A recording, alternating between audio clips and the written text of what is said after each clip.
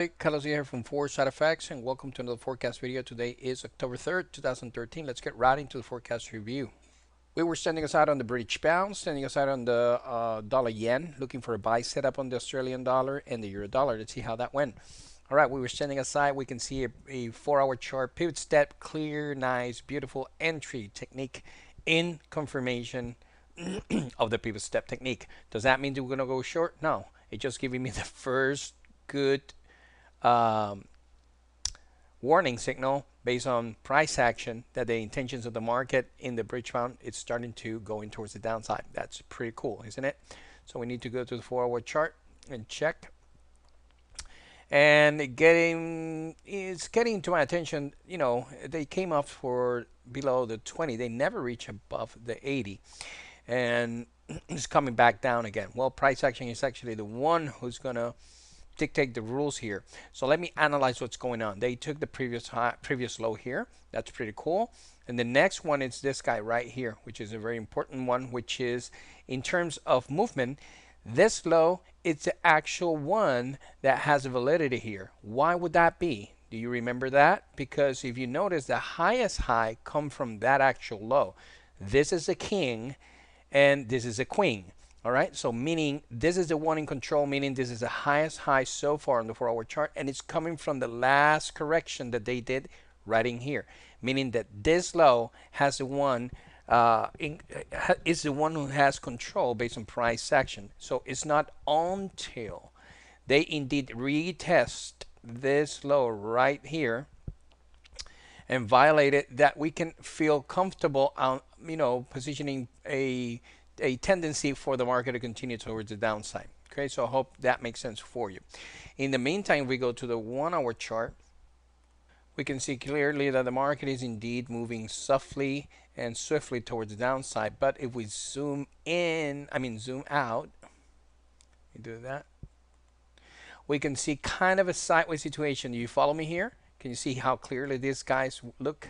Now the market just made a high retest and failure, coming back down, but it's not quite comfortable saying, because they did not move with much of a distance or a difference right here. Okay, so they just basically broke down and they held right there where these are all this conglomerate of support base area is hanging at.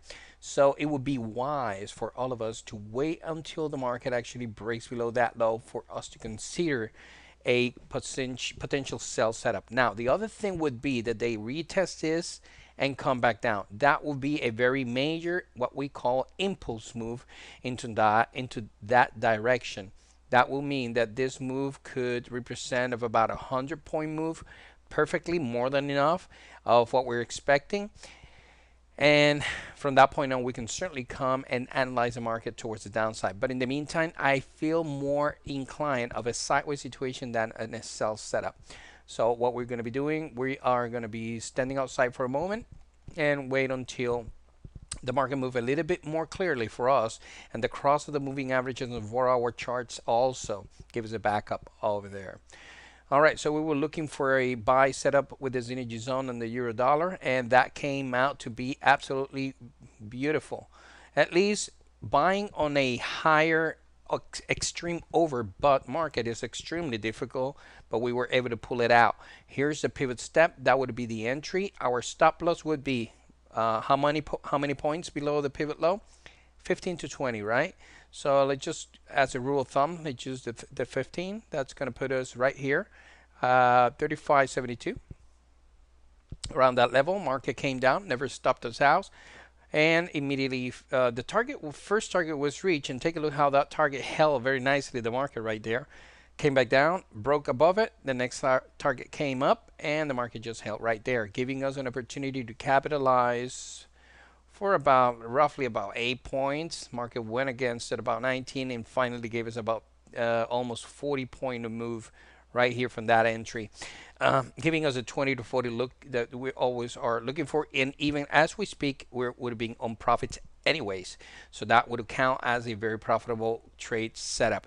What we should do right now, we go into the 4-hour chart, identifying the momentum, still kind of in quotes going towards the upper side, but I see some exhaustion points right there. I see the market just hesitating a little bit towards continuing in that direction. Let me zoom in. So I'm going to explain something to you. You can see this bar right there. This is what probably could be a reversal pattern on a candlesticks. All right, it could be a morning star if I'm not mistaken.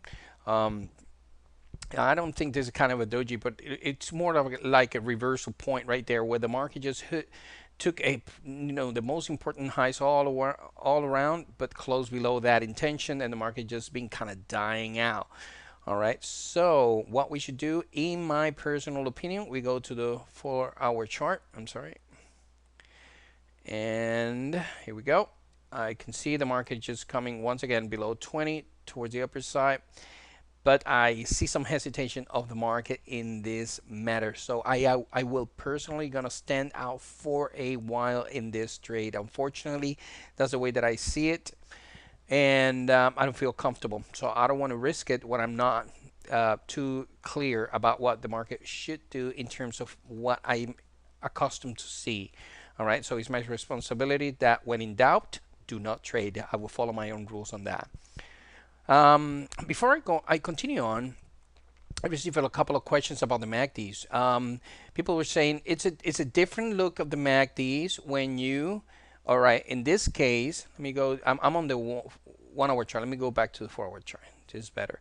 They were saying, Carlos, this is below 20, but if I zoom out, I will see that the MACD is not going to be below 20. Yes, you're right. So let me zoom out. And there you go. It's kind of halfway through. You see it right there? Yes, that's absolutely right. And if this would be the case, then it means that the market it's extremely overbought and it's continuing to the downside. I don't want to confuse you here. The way that you want to read the MACD is you are going to zoom in all the way in. You see, I'm just clicking the zoom in arrow. I am zoomed in, completely in. And I am going to click 2 times back, right? Once again, you zoom in completely, and you're going to click zoom out 1 and 2, and that's the perfect setting for the setup that you're going to have in here. Now, the other thing is, if you notice, I usually want to see my chart where most of it, I can see 3 up to 4 sessions on the 4-hour chart. Okay, I'm talking about 1, 2, 3, and beginning of the 4th, something like that. So if you zoom out one more, that's not the case. If you zoom out again, it's even worse.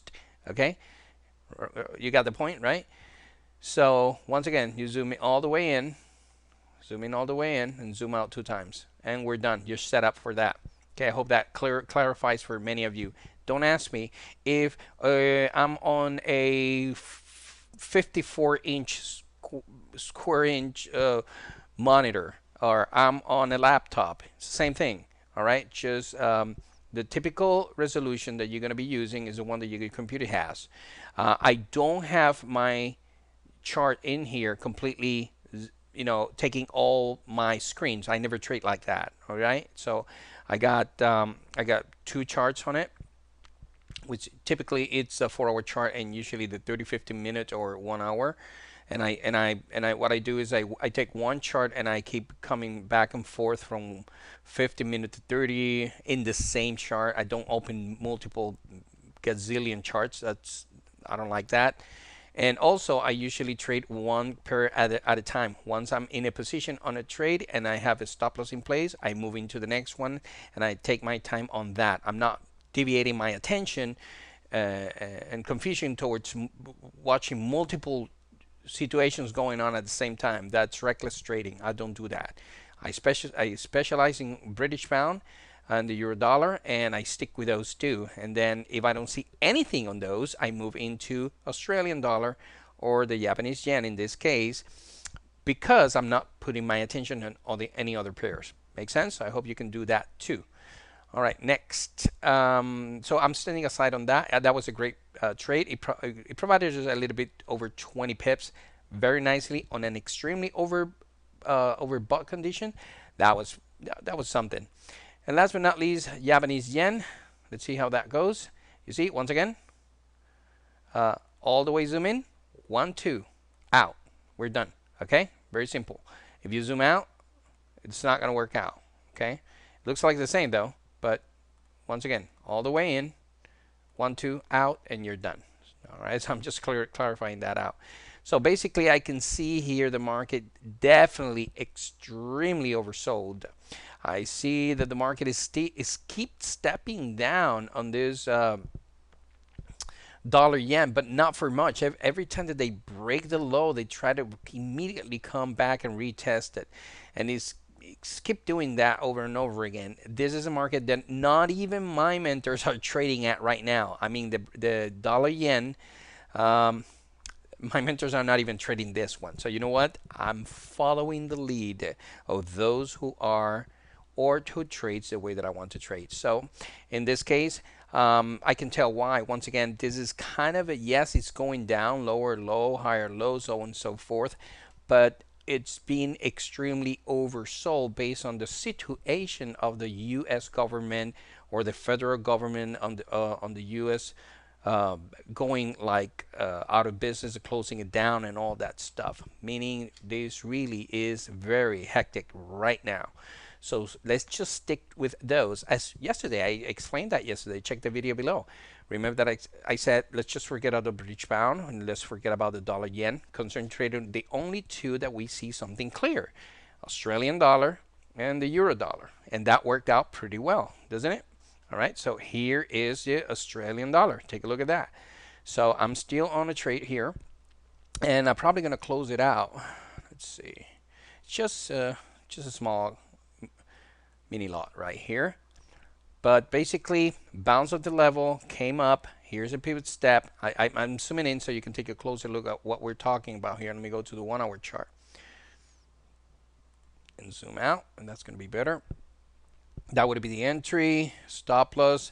If you notice, I move my stop loss, locking in some profit. See? I'm locking in about 8 points. Price action is indicating something different right now. They hit the target in here prior for me to getting in. I must say, but they should have hit it again, and they are failing. You see how the market came up and failed to take that high? Go back to the 1 hour. This is a sideways situation. Doesn't make any sense for me to hold this trade. Okay, so just close that, and we're done. I just closed that trade without any problem whatsoever, and we're done. Okay, that was only about 26 pips that I could take out of that trade. But why did I did that? Take a look at it. Let me go back. Trending market, non-trending market. You see, I gave it a shot. Everything was intact. Take a look how the synergy zone was, boom, projected. They enter it, they reject it, they give us an entry about the pivot step, moving averages from to the upper side. Everything was perfect, and they provided us with some kind of a profits. It wasn't as we wanted it to, but as long as we're prepared to enter correctly and manage correctly our trades, it works for me. So unfortunately today, no more trades, in my opinion, for the Australian dollar. They're supposed to continue towards the upper side, but you know, they're kind of hesitating to go forth about it. All right, so let's see if we can find some reason for all this nonsense. So here it is. We got the Forex Factory calendar going on. All right, let me plot this so you can see the whole thing. And we certainly see here that this week it has been all high impact reports all over the place here. All right, so market going up and down, and the Fed's talking about the rate cut, the Obamacare going on. You know, there's so much things going on at the same time. And you know what? We're kind of maverick traders at this time. I mean, we're addicted to this. I mean, there's many big time guys that they're not trading at this at least within the next couple of weeks or so. I know that for sure, but we're just there for the fun, I guess. But once again, if we do it correctly and we manage everything as correctly, I mean, we're doing pretty good as far as I'm concerned. So based on that, It's the reason the market is just being all wacky and all that unstable. So I'm not going to be trading on the Australian dollar. I need to see some nice movement that I can feel comfortable with that. I mean the dollar yen is coming down, but once again, it's contradicting what the situation is going on. So I'm going to wait a little bit for that. Euro dollar gave us a nice profit. So I believe it's reaching kind of a top formation right there. I'm gonna wait for a nice decline and then come back and retest that again. Well, we have to do sit back and wait. And last but not least, I see the bridge bound kind of giving us a glance of an intended downward move right on the top, but momentum based, this like contradictory as well. They're supposed to momentum continue towards the upper side and pull up until that level of commitment would have died out. All I'm saying, it was very nicely. Take a look at that. It was coming off 20 and usually basically died out at the top, right at the end when they find a possible top right there. But it has not happened. It looks like they want to retrace a little bit to continue further up. So in the long term, let's just go to the daily chart. Take a look how huge the impact of this upward movement has been for the bridge bound. All right, on the last year alone. So it's pretty much intense. Here's a weekly chart. Take a look at how far the market has gone. And based on this reversal, it looks like a very huge continuation towards the upper side. Even the monthly charts, we can see the market just coming from the huge downward in 2008 that the bridge round had. So you kind of look for a recovery in terms of their intentions. Take a look how they being slowly but steady being creating higher lows in a steady format, and they're going for it right now. Okay, so having said that, all I'm saying is that the market has been extremely overbought, and this couple of last days of the week has not been different. We need to wait and see more imbalance type of trading where we can come and analyze the market accordingly. Right, so hope you learned something extra from this video, and I'll see you on the next forecast. In the meantime, we're gonna be, I am so sorry, we're gonna be staying out of the trades, out of the market, just watching it and understanding. Here's an assignment: just watch what the market will do at this bottom formation of the bridge bound, and understand that if they break the 61.29, it's going to be a clear possible good way for us to go short in the next day, or next week, so to speak. On the euro dollar, we can see here the market reaching an exhaustion point, so we're expecting clearly a price downward move here. Kind of this is important low, this is important high, so we need to see either one of these two babies. Let's just mark those with this and this. So we're trapped inside this area right here. We need to see a clear cut through this, below this low or above the high, right, for us to consider a continuation of the market. Australian dollar. So the market is kind of sideways from here. I don't feel comfortable with that. On the 4-hour chart, you see the price action kind of going further, but they just hesitating to do so. They were not able to take the most important highs. Price action is suggesting to us, hey, you know what? We try to go up, but they're not allowing us for now. Just take a break, and we'll let you know when we continue on the upper side. And last but not least, the dollar yen has been an extremely oversold conditions, but also if we analyze closely, they're reaching a major important multiple support base levels in this area right here as we speak. So we are on the daily chart, I'm talking daily chart here, expecting the market to bounce off these levels anytime soon. That on short term or lower time frames like in the 4-hour chart could dictate an upward movement, where we're going to be trying to capitalize on that upward movement as soon as they rebalance themselves toward that upper side, and they will go in balance with it, which is it's going to be coming off the 20 level towards 80. That means we could be positioning ourselves into the first wave of the fifth wave up in the dollar yen. It's all about discipline and a little bit of patience until everything falls down in place. This is Carlos Diaz from um, Foresight Tech. I'm sorry, and I'll see you on the next forecast.